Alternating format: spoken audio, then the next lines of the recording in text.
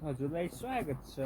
आजको काम भनेको चाहिँ भुसा हाल्ने, किनकि उसमा चिसो भएको छ। कुखुरालाई चिसो हुन्छ। यो पानीहरू छ नि, त्यहाँ चिसो चिसो हुन्छ, त्यही भएर सो भुसा हाल्नु परेको छ। कालो कालो पनि भइसक्यो। सो आज भुसा हालेर भ्याउने हो।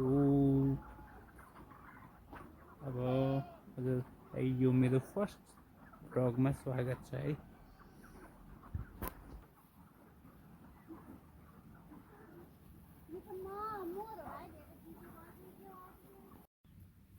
ठ्याक्क भुसा हालेर 1 घन्टामा सकियो काम। अब चाहिँ दाना दिने काम सुरु हुन्छ टाइममा। लगभग अब 2-3 घन्टापछि दाना दिने टाइम हुन्छ। सो चाहिँ दाना दिएर ब्याउनु पर्यो। जम्मा दाना पनि छैन। दाना लगभग आजलाई पुग्ने छ। जम्मा यति छ दाना, ट्याक्क आजलाई पुग्छ पुग्न त फेरि।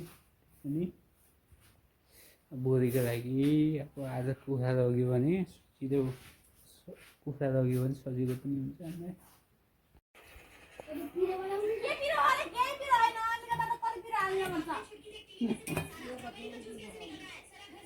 सानोमा त खान्थिने नै पिँदा त।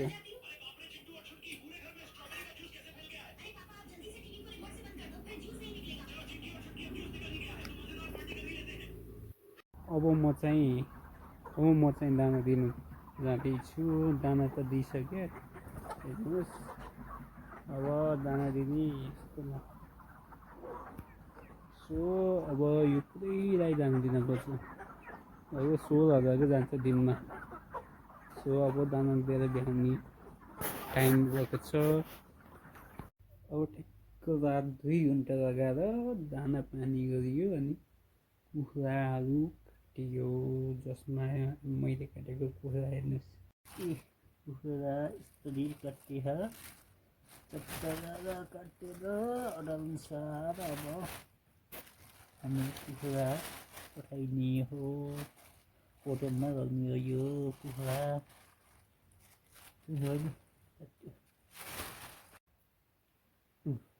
आज मेरो दिनभरिको भ्लगमा हजुरलाई मन पऱ्यो भने मलाई सब्सक्राइब एन्ड लाइक गरिदिनु होला। धन्यवाद। Bye, see you.